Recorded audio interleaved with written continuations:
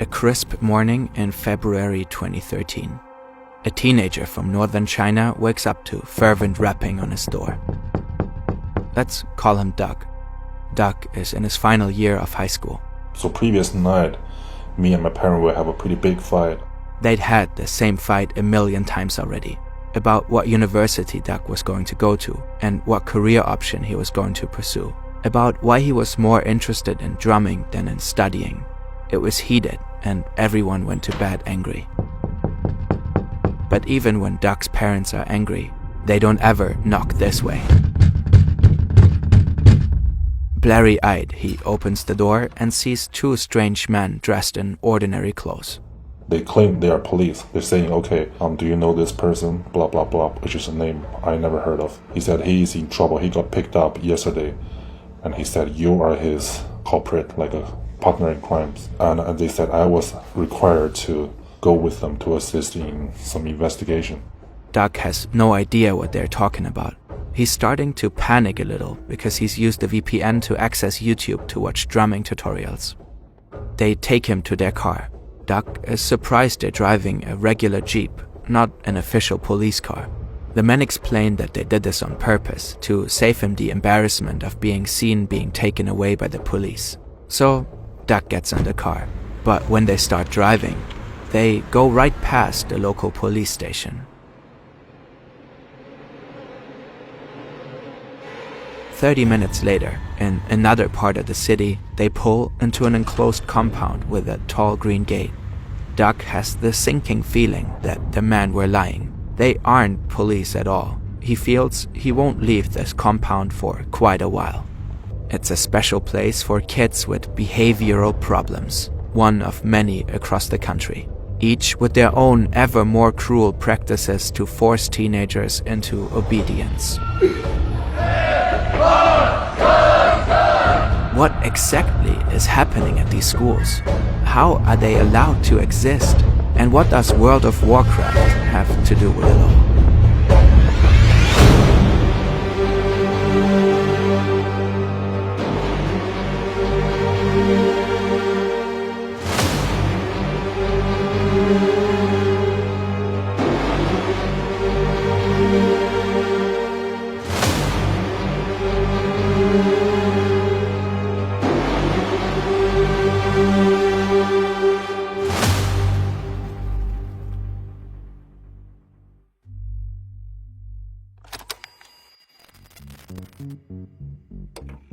China in the early aughts. A windowless room underground, dark except for the flickering of screens. It smells like cigarettes, instant noodles, and teenage boys. Keyboards clack, computers whir. There's occasional yelling, but nobody's arguing. Everyone is in their own world. For many across the country, this place, the internet cafe or Wangba, is home away from home.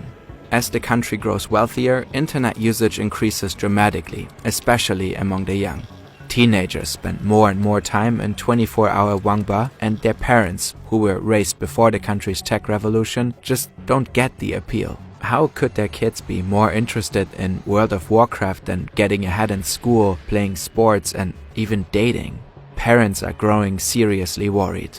China is an increasingly competitive society. Many see good grades as the only ticket to a successful future, and the internet makes more and more negative headlines in the country. Teenagers setting a deadly fire to an internet cafe for being denied entry. Teens apparently dying of exhaustion after 20-hour sessions. A moral panic over the dangers of the internet is emerging. In 2005, a Beijing judge states that over 90% of crimes committed by under-18s were because of the internet. A pretty wild guess, considering that at that point, only 10% of the nation is even online. By 2006, the Central Committee of the Communist Youth League proclaims that internet addiction is a severe social problem that could threaten the nation's future.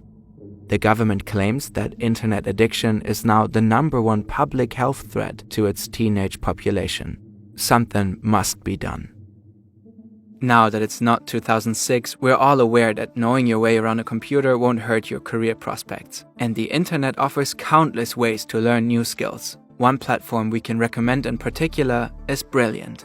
With the app, you can get your feet wet with the basics of programming and learn how to think and code, then start coding creatively and finally master Python. Or if coding is not your thing, there are countless other subjects to explore. We personally love the app and use it on the go all the time. Brilliant's thousands of lessons are proven to be 6 times more effective than lecture videos because they teach problem solving, not memorization. And it's all interactive, kind of like a video game. Try Brilliant for free for 30 days by clicking the link below. Plus, you'll get a 20% discount on an annual premium subscription. The CCP swoops in fast with harsh measures. Teens are banned from internet cafes, which are periodically raided by the police. So unregistered cafes crop up, known as dark wangba. The government tries implementing controls that kick kids off of games when they've played too long. But teenagers are crafty and can often find ways around restrictions. A bigger, more comprehensive approach is needed. In 2008, internet addiction, or Wang Yin, officially becomes a clinical disorder. For years, China was the only country to pathologize internet usage in this way. The official consequences of this disorder are listed as a loss of control over time spent online, a lack of friends, bad grades, and eventually murder or suicide. But in practice, its status as a disorder doesn't mean it's diagnosed with much scientific rigor.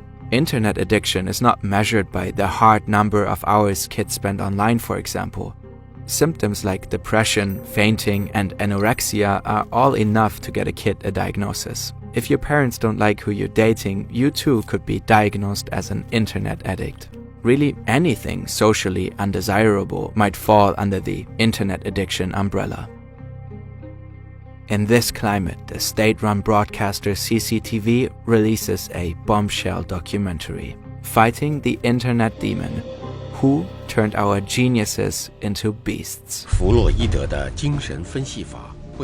It condemns online games like World of Warcraft as digital heroin. It aims to raise awareness about internet addiction as a widespread social problem. And most importantly, it glorifies the virtues of a very particular kind of treatment. Military-style boot camps that will rehabilitate kids with a tough love combo of therapy, medication, and physical training.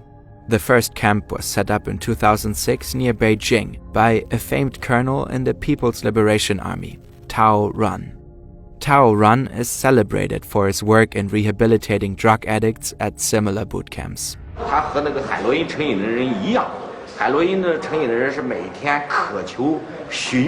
For Tao, the internet is just another drug. He's quoted in the New York Times at the time saying, "The effects are the same. Some addicts drop out of school, some mug people for money, steal and sell their families' things to keep playing games. Some end up killing themselves because they feel life has no point." With so much fear-mongering rhetoric floating around, parents across China are clutching their pearls. The internet really is a demon turning their geniuses into beasts. But this kindly colonel, who had such great results in rehabilitating drug addicts, is fortunately here to help. The boot camps become a popular answer to parents at their wits' end. Sometimes they are characterized as schools, centers, or clinics as well, depending on their approach. But in either case, they are mainly for the wealthy. The majority are very expensive for the average Chinese person. And being relatively cheap to run, they are also highly lucrative. The majority have been opened up by former Chinese army officers. The Fighting the Internet Demon documentary praises one facility in particular, in the Shandong district in eastern China. It's run by a psychiatrist named Yang Yongxin, who proclaims he's on a holy crusade to cure internet addiction. He's been honored with a special grant from the state government for his unusually effective methods. Many people call him Uncle Yang, out of gratitude and affection for his services and dedication. But in some circles, perhaps those who've spent time with him in room 13, good old Uncle Yang is known as a sadistic mass torturer.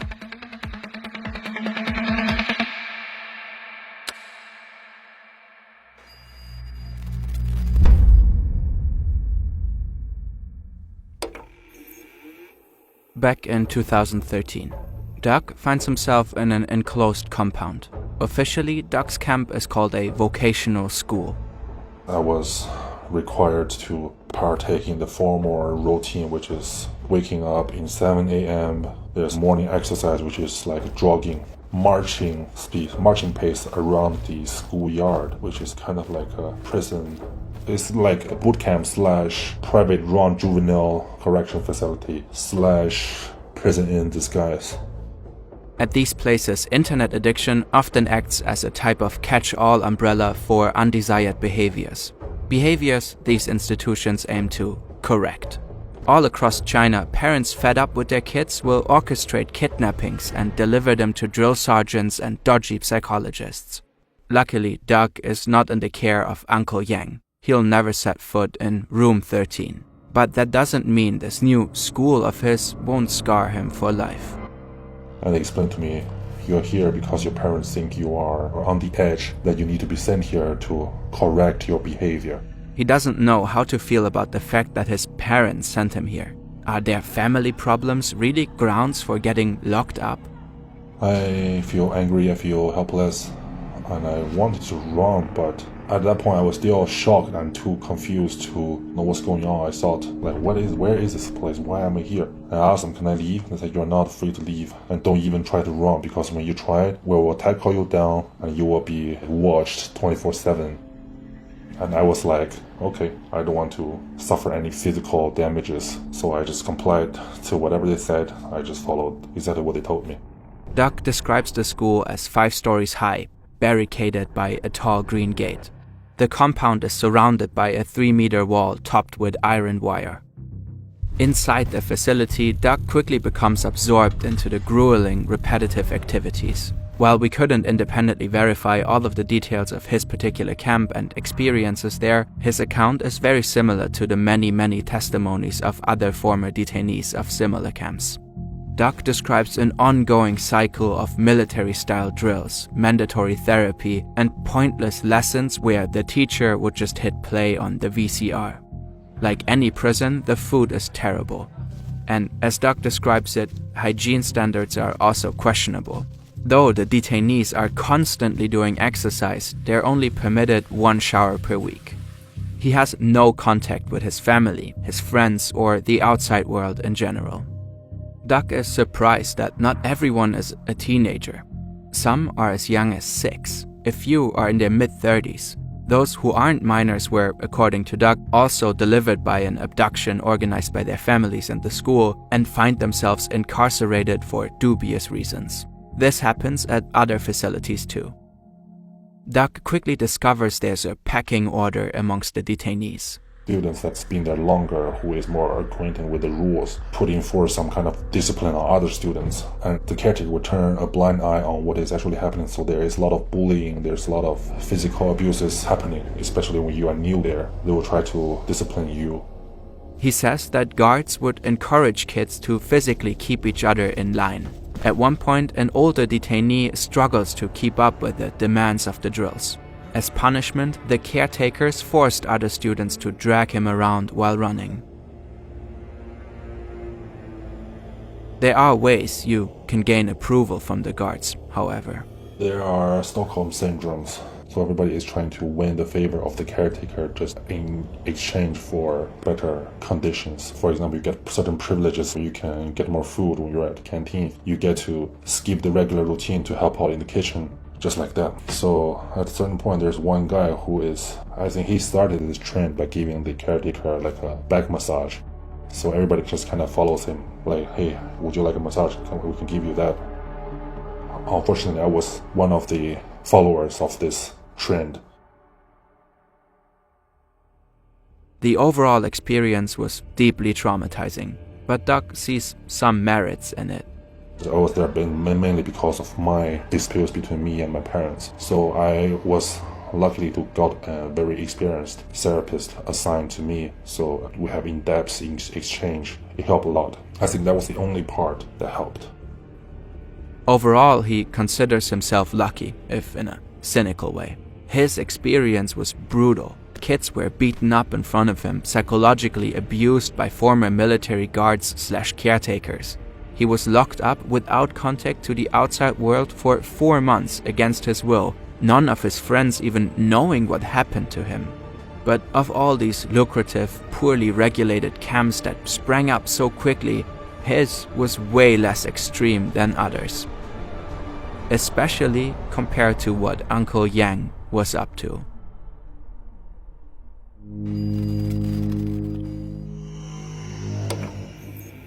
The psychologist Yang Yongxin, good old Uncle Yang, is claimed to have been concerned with the effects of internet addiction as far back as 1999. Back then, computers were rare in China. Uncle Yang's son was very excited to have this new toy that not everyone else had. But then his son started spending more hours playing games than studying.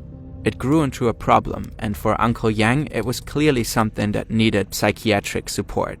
He started lecturing about the dangers of the internet, which resonated with more and more parents as more and more of their teens got online. In 2006, Uncle Yang was granted a wing at his local hospital to set up the first clinical treatment center for internet addiction. In contrast to Tao Ran's focus on military-inspired discipline, Uncle Yang's approach emphasized medication. He developed a psychiatric treatment that he called brain waking. Both approaches were generally viewed favorably at the time, and both boasted very high success rates. Fighting the internet demon opens with the praise that Uncle Yang's methods were unusually effective. It claims that even the most addicted and rebellious teens would emerge from this treatment room completely cured and apologize to their parents. And for the parents who missed the documentary, there were also frequent commercials running on TV that sang the clinic's praises. By 2009, nearly 3,000 young people were treated with good old Uncle Yang's brain-waking method. First, the patients are forcibly delivered or tricked into the center. Then, their parents are prompted to sign an agreement that relinquishes guardianship for the duration of the treatment. A typical treatment lasts 4 months, costing nearly $900 per month. The average monthly salary in China at the time is around $400. That plus high penalties if patients run away or if parents decide to end the treatment before Uncle Yang proclaims the patient as cured. Brain-waking consists of a total detox from the internet, morning lessons, exercise in the afternoon, and a combination of antidepressants, sedatives, and traditional Chinese medicine. The morning lessons are essentially public humiliation sessions, where the patients are collectively criticized to the soundtrack of dramatic music and their sobbing parents. All of that, and frequent trips to Room 13. Room 13 is where the patients are administered Uncle Yang's very special treatment that made him famous. Only patients are allowed in, no parents. The patients are told that if they tell anyone about the method, the treatment won't work and Uncle Yang will have to start over. With the calm conviction of a man who believes he's fighting a holy crusade, Uncle Yang attaches electrodes to the patient's hands and temples. It doesn't matter that he's not licensed to administer electroshocks. He's fighting the good fight. The children's minds are unclear, so he needs to use microcurrents to clear them. A mouthguard is inserted to prevent the patient from biting off their tongue. Then, a skull-rattling shockwave of electricity is shot through the electrodes for several minutes at a time, over the course of about 30 minutes.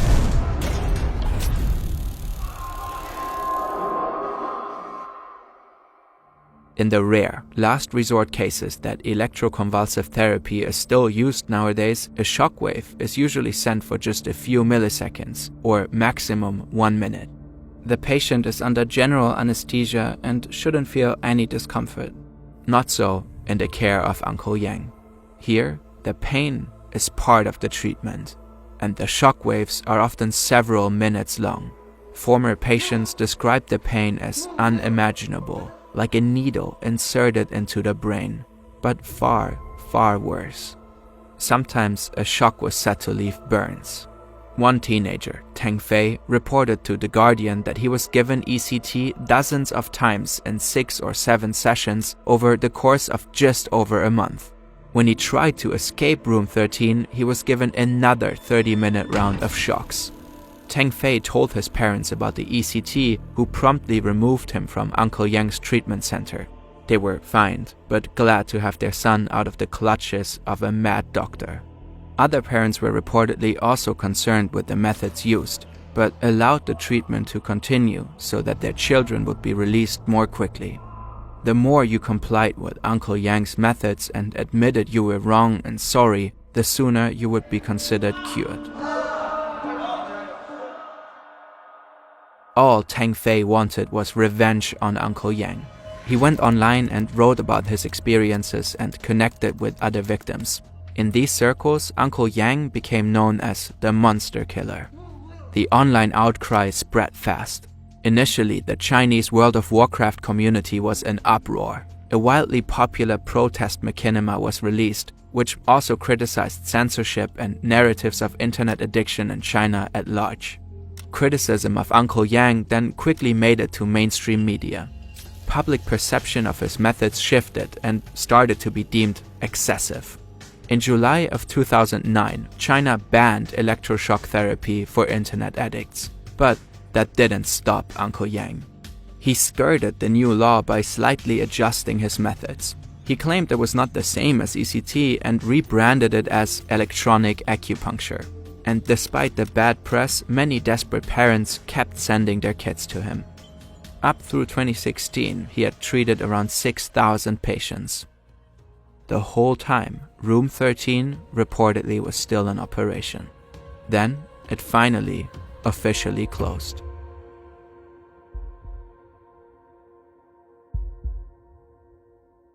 We could not find out what Uncle Yang is up to today.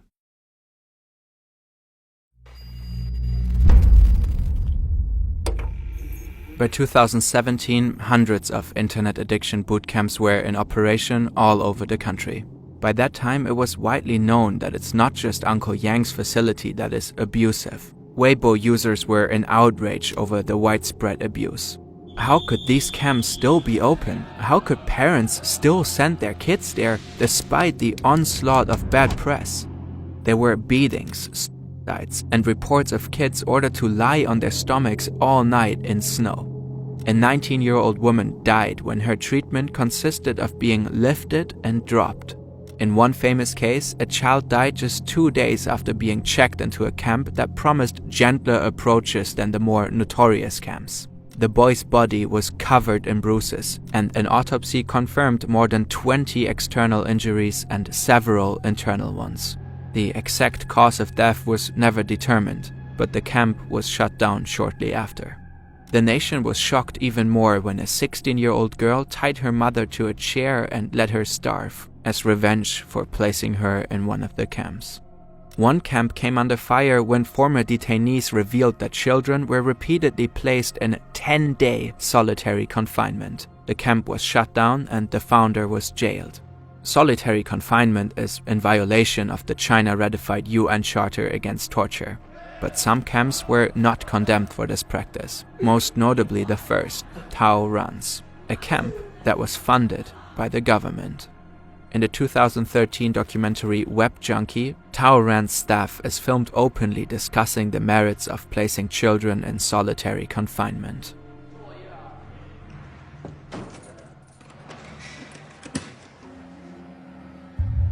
In fairness to China, it's not the only country with rehabilitation camps that function more like prisons with widespread abuse and torture.